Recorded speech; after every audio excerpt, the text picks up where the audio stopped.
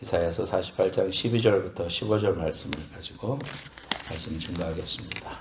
오늘 처음과 마지막이라는 제목으로 말씀 증거하겠습니다. 왜냐하면 오늘 말씀에 하나님이 말씀하시기를 나는 처음이요 또는 마지막이라고 말씀해 주셨거든요. 그래서 이것은 알파와 오메가다 이렇게 성경 원어에도 그렇게 말하고 있습니다.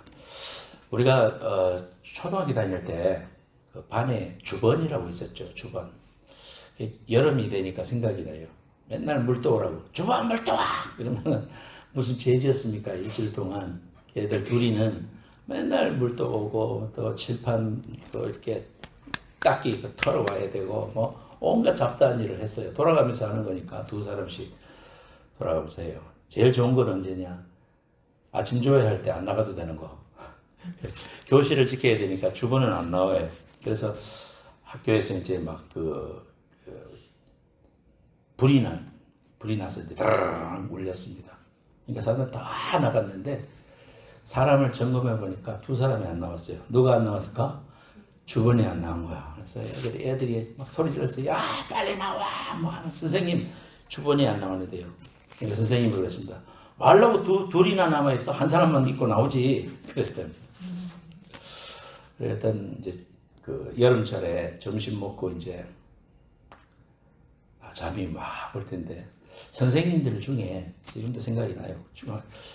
중학교 때 선생님들 중에 앞에 칠판에다가 다 이렇게 필사를 하고 그걸 우리가 다 노트에 적잖아요. 한 20분 적어요. 그러면 애들이 또 적어야 되니까 한 30분 걸려요. 그죠? 그러면은 선생님이 한번 쭉 읽고 설명 한번 하고 그러면서 클래스가 지나갑니다. 45분 수업이니까 그냥 클래스가 지나가서 지금 생각하니까 아주 쉽게 아주 수업한 것 같아요. 선생님들이. 그 이제 다시 그 점심 먹고 나서 5교시째니까 얼마나 잠입니까? 근데 막 앞에 있는 애가 막 졸아 보니까 주번이야. 그래서 선생님이 딱 보니까 졸고 있거든. 야! 주번 뭐해? 이렇게 소리 질렀어요. 그러니까 주번에 졸다가 깜짝 놀라가지고 어이구 선생님 죄송합니다. 가서 막 볼펜 앞 다 지워버렸대. 선생님한테 뒤지게 맞았겠잖아. 우리가 인생을 살다 보면은 참 처음과 끝을 잘 알고 살아가는 사람이 있고 어떤 사람은 처음과 끝을 모르고 그냥 하루하루 살아가는 사람이 있어요. 오늘 성경에 나오는 하나님의 말씀하시기를 나는 처음이요 나는 마지막이다 이렇게 말씀하신 내용이 여기만 나오는 게 아니고 요한계시록에도 여러 번 나오잖아요. 그래서 나는 알파와 오메가 처음과 나중이라 우리가 이런 찬양도 있고요. 이 말은 뭐냐면 이 그리스어의 첫 번째 스펠링이 알파입니다. 그리고 맨 마지막에 스펠링이 오메가입니다. 그래서 예수님께서 말씀하신 내용이 그리스어로 기록될 때에 나는 알파요 오메가다. 그렇게 기록이 됐습니다. 요한계시록 1장 8절에도 나는 알파와 오메가라 이제도 있었고 전에도 있었고 장차 올 자요 전능한 자라 하시더라. 또 계시록 22장 13절에도 나는 알파와 오메가요 처음과 마지막이요 시작과 마침이라 그랬습니다. 우리가 이제 영어도 A부터 시작해서 Z까지 있지만은 그걸 딱 알파벳이라고 그러잖아요. A, B, C, D, E, F, G 애들 놀이도 하는데요. 그 알파벳이라는 말 자체가 어디서 왔느냐? 이 그릭의 그 히라보의 첫 번째가 알파고 두 번째가 베타예요. 그래서 알파벳 이렇게 이름이 정해진 겁니다. 알파벳. 그래서 이 알파벳의 처음과 마지막. 그래서 예수님이 하나님이 세상에 창조주시고 심판자시다라는 중요한 선언을 하는 겁니다. 그래서 창세기 1장에도 하나님이 천지를 창조하셨다. 창조주에 대해서 멘션을 하십니다. 그리고 그분이 이제 다시 심판자로 오셔서 이 땅에 있는 모든 역사는 중단되고 이제 새 하늘과 새 땅이 열린다. 이런 타임테이블을 우리가 잘 알고 신앙생활을 하는 사람하고 그래서 오늘 일어나니까 하루가 시작됐으니까 또 하루를 살고 또 내일도 시작되겠지 생각하고 막연하게 살아가는 사람하고는 천지 차이죠. 우리가 예수님을 믿고 나서 이러한 하나님의 역사관을 가지고 살아가는 것은 굉장히 중요합니다. 우리의 삶을 살아갈 때에 하나님이 우리 역사의 주관자시다. 그리고 창조주시다. 그리고 마지막 심판자시다라는 것을 알고 살아가는 사람. 굉장히 중요합니다. 왜냐하면 역사를 알고 내가 지금 어디에 서 있는가, 그 역사 가운데 어디에 서 있는 것을 알 때에 삶의 목적도 생기고 또 살아갈 이유도 생기고 또 방향성도 생기게 되는 거죠.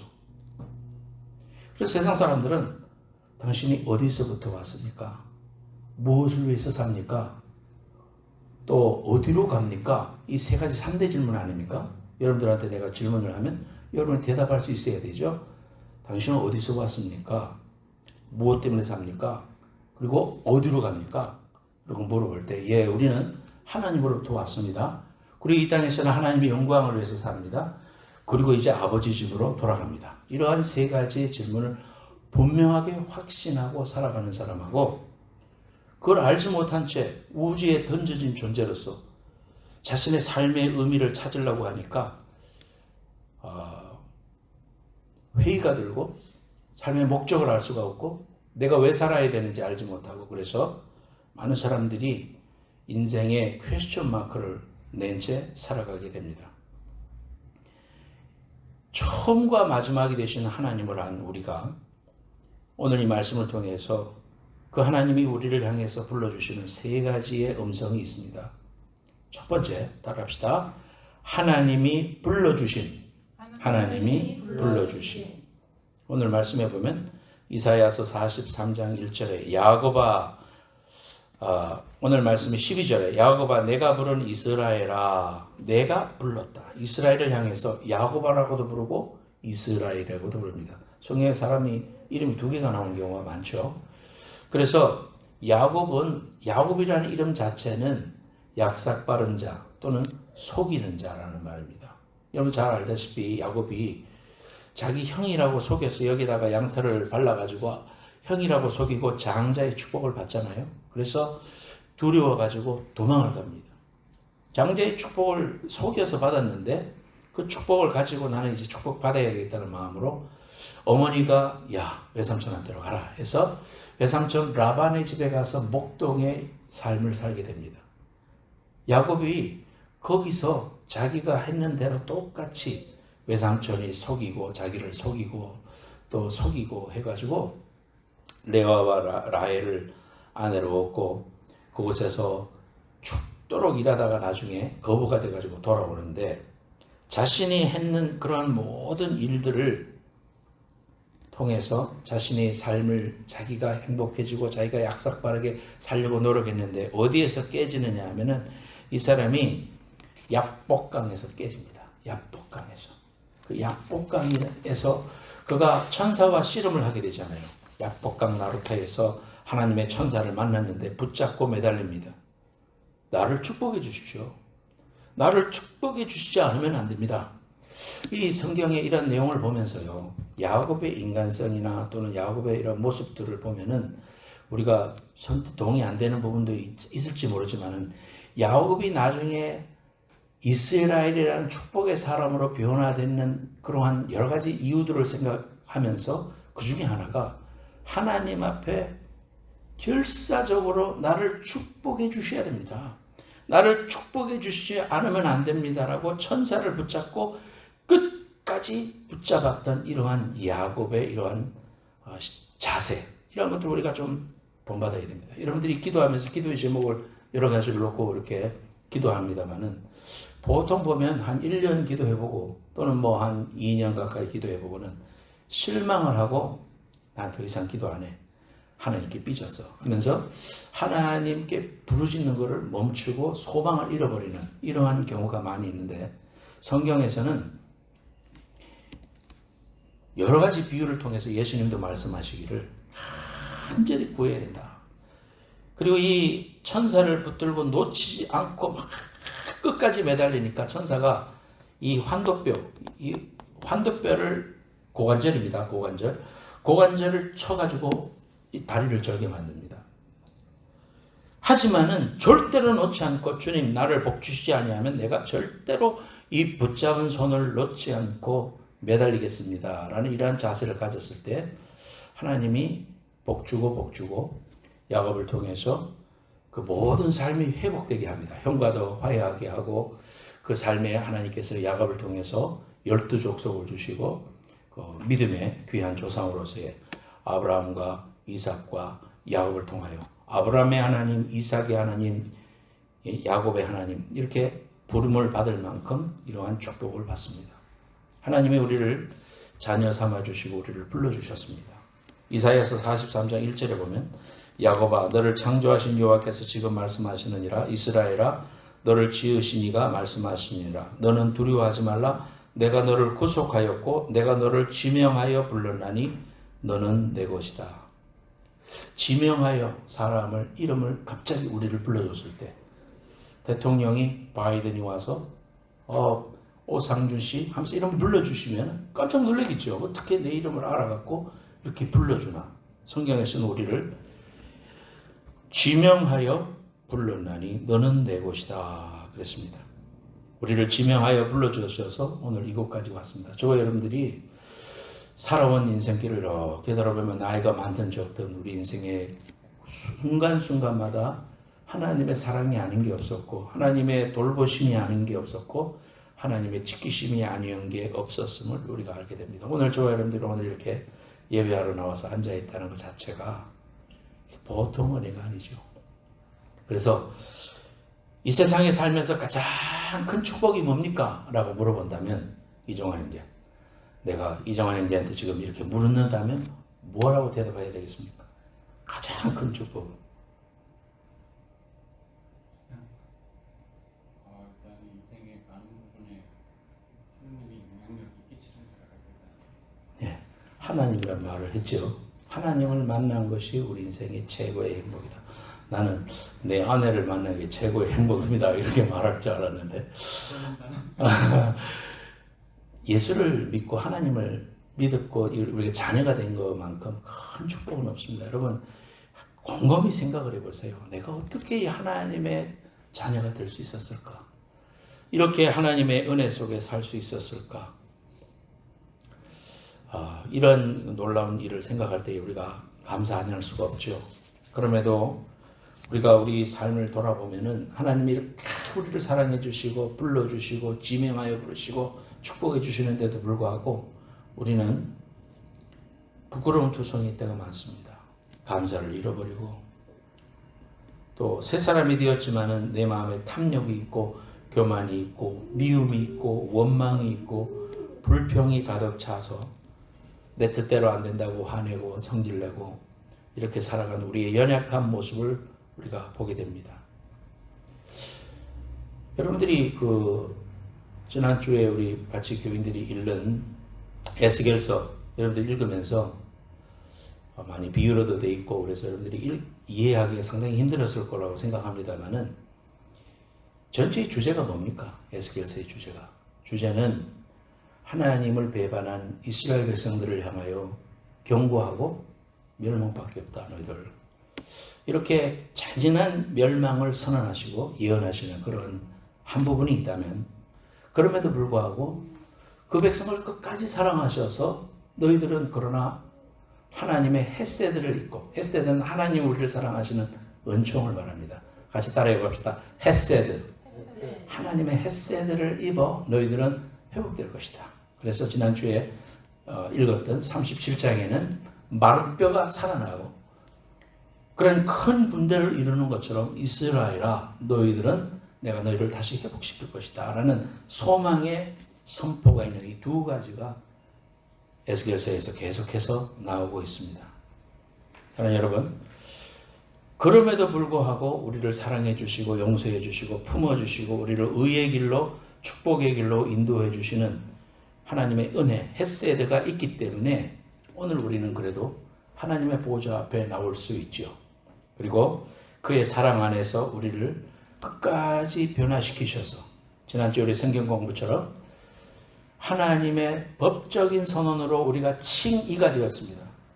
그래서 하나님의 의로운 자가 되었습니다. 그런데 그 이후로는 우리에게 하나님의 sanctification, 우리를 거룩하게 해주시는, 우리를 주님의 날까지, 이제 주님의 마지막 날 완성될 우리의 삶의 모습을 계속해서 이루어져 가고 계시고 추적해 주고 계시는 그 귀한 사랑을 우리가 보게 되죠. 그래서 glorification, 우리는 이제 하나님 만날 때 우리는 비로소 완성된 glorification 된다. 영화로워진다. 그래서 구원은 세 가지로 나눌 수 있다고 그랬죠. justification, sanctification, glorification.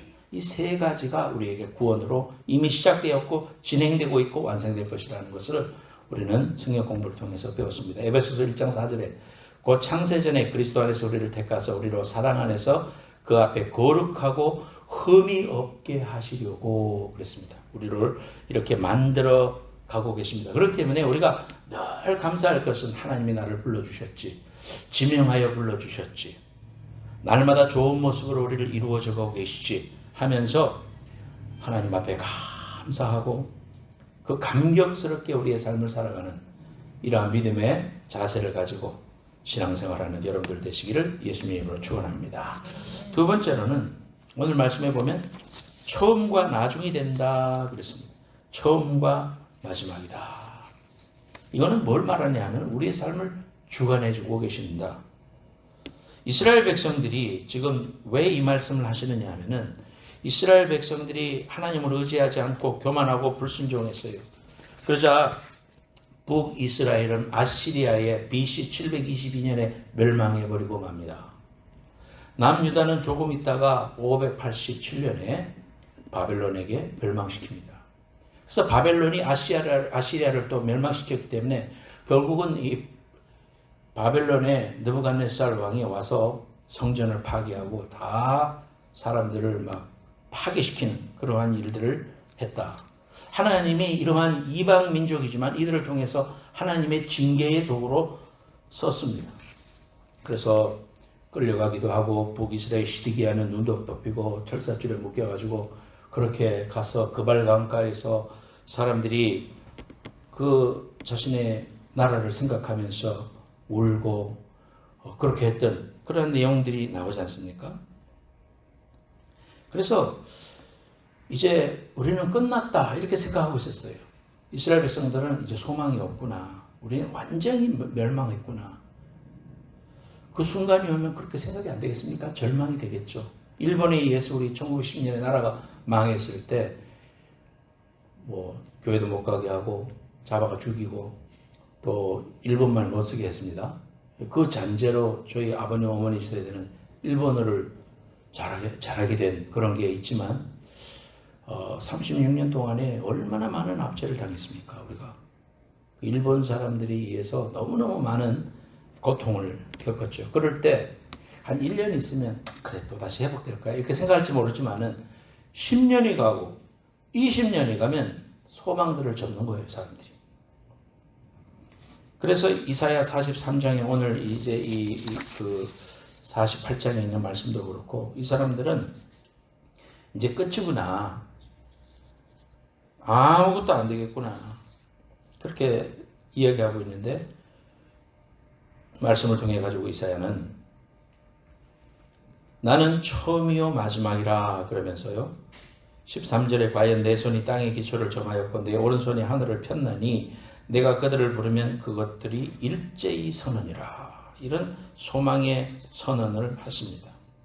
그래서 우리에게 어려움이 오고 두려움이 오고 걱정이 오고 몸이 아프기도 하고 문제를 보고 또 질병을 바라보고 참 어려운 순간도 오고 마음이 흔들리기도 하고 할 수 있지만은 그러나 우리가 오늘 이 말씀을 통해 가지고 하나님이 우리 인생을 주관하신다. 알파와 오메가 되신다라는 말은 우리 인생을 주관하시고 그분이 천지를 창조하셨기 때문에 손을 펴셔서 이방의 왕들을 통해서 다시 일어나게 하겠다. 그래서 일어나게 하겠다라는 게 누구냐 하면은 그 바벨론을 멸망시킨 페르시아의 고레스라는 왕이 이스라엘 백성들한테 너희들 이제 가라.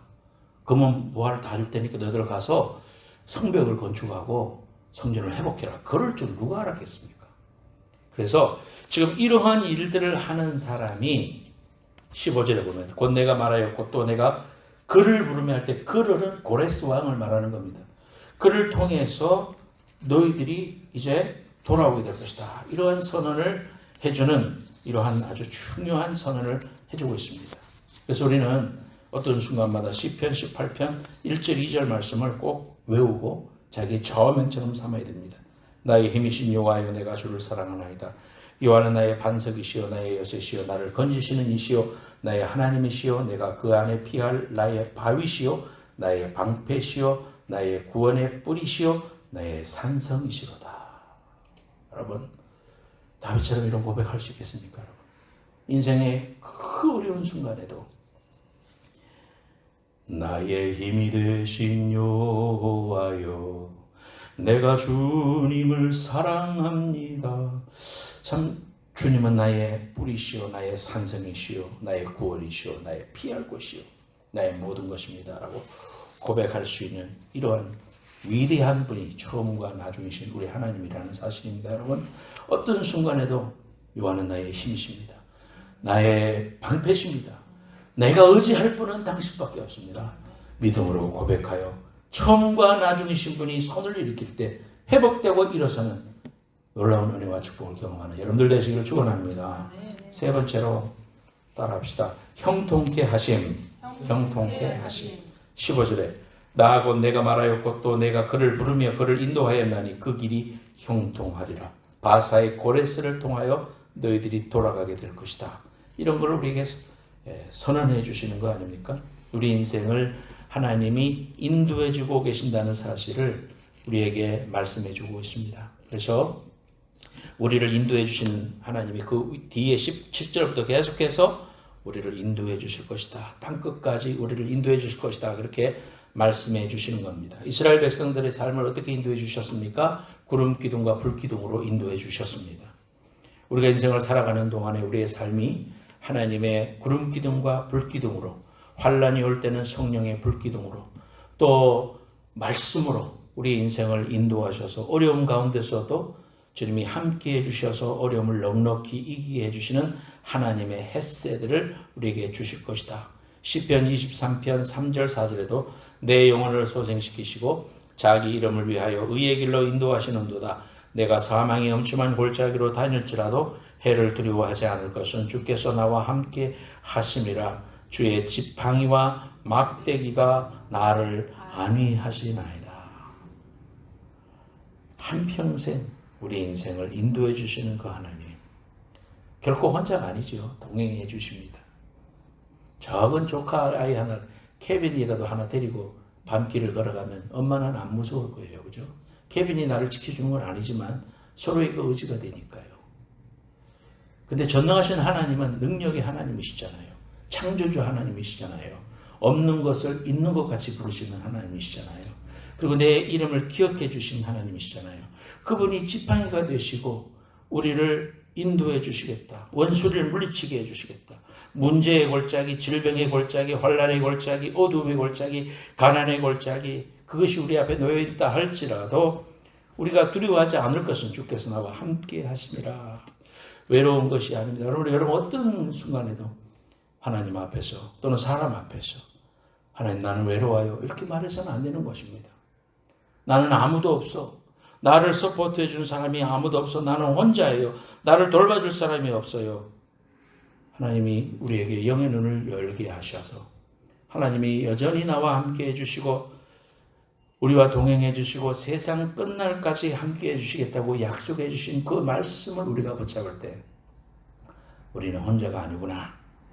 정말 창조주 하나님이 나와 동행해 주시되 멀리 떠나가시는 게 아니구나.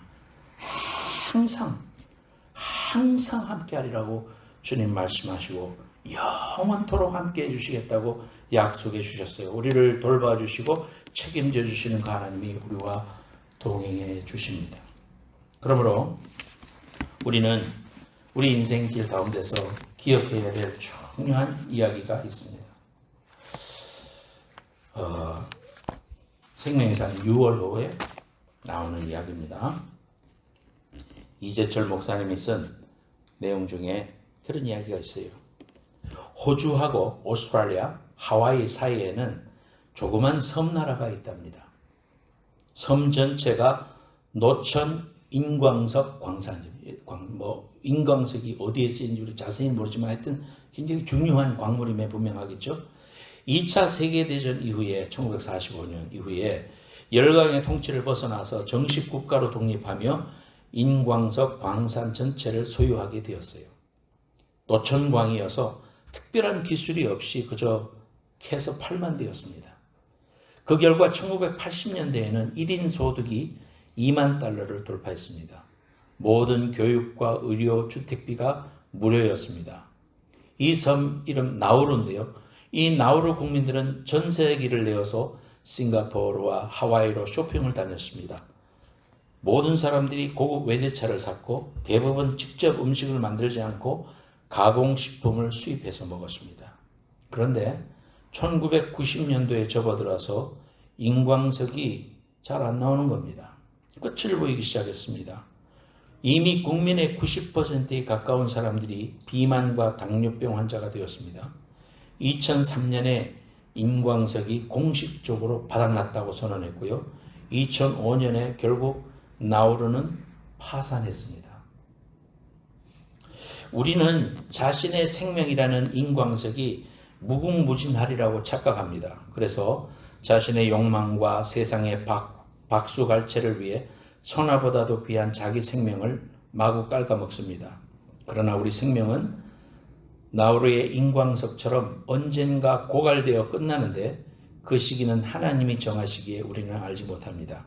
그러기에 오늘 우리는 오직 하나님의 셈하심, 하나님의 심판, 하나님의 상주심을 표대로 삼아 살아가야 합니다. 그리스도인으로서 걸어야 할 길을 최선을 다해 뚜벅뚜벅 걸어가야 합니다. 그렇게 말하고 있습니다. 사랑하는 여러분, 우리가 이 땅에서 살아가면서 처음과 나중이신 하나님의 타임테이블 속에 존재하게 되었습니다. 우리가 살아있는 이 귀한 시간이 참으로 고귀하고 소중한 시간입니다. 그러나 육신을 가진 우리의 시간이라는 것은 한정되어 있습니다. 하나님이 우리를 이 땅에 보내셔서 남은 시간 몇십 년 동안 살게 하신 이유가 뭘까요? 이 땅에서 사람들이 요구하고 사람들이 가치로 생각하는 그것들과 똑같이 경쟁해서 이 땅에서 배부르고 등 따숩고 그렇게 살아가는 게 사람의 이름을 내고 그렇게 살아가는 게 우리의 모든 것이겠습니까? 그렇지 않지요. 하나님의 타임테이블을 알면 이 땅의 모든 것들은 이제 인광석이 고갈나듯이 시간이 한계가 있다는 겁니다. 주님이 다시 오실 것입니다.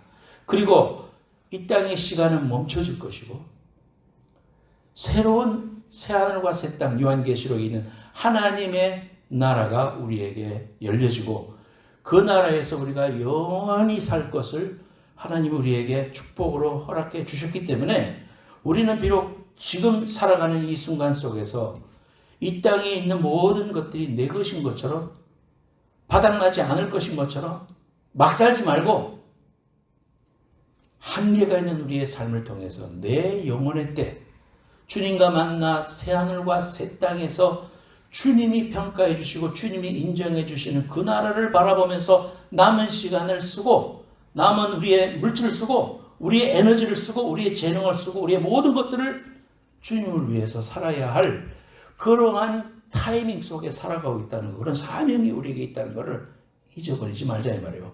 저와 여러분들이 그 사실을 꼭 기억하면서 우리가 지금 살아가는 이 귀한 시간은 내 영혼의 때를 준비하고 그 나라를 위하여 하나님이 우리에게 맡겨주신 한 영혼을 변화시켜 예수를 알게 하여 천국을 알게 해주는 위대한 선교의 사명을 감당할 뿐 아니라 하늘나라에서 부유한 자가 되기 위해서 이 땅에 하나님의 선한 영향력을 가지고 내게 주신 모든 재능과 내게 주신 모든 에너지를 통하여 하나님의 나라를 위하여 투자하고 선포하고 그 길을 걸어가고 그 길이 비록 좁은 길이요 사람들이 가기 싫어하는 길일지 모르지만 생명의 길이요 영생의 길이요 내가 가야 할 그 길이라면 오늘 우리에게 주신 그 귀하신 사명을 너끈히 감당하고도 남을 만한 그런 시대적인 사명을 우리가 발견하지 않느냐 이겁니다. 사랑하는 여러분, 여러분과 저에게 남아진 귀한 시간 다음이 옵니다. 그 전에 우리에게 주어진 시간을 통하여 내 영혼의 때를 준비하고 내 영혼이 잘된 같이 범사가 잘되고 이 땅 위에서 하나님의 선한 영향력을 가진 사명을 감당하는 저와 여러분들 되시기를 예수님의 이름으로 축원합니다.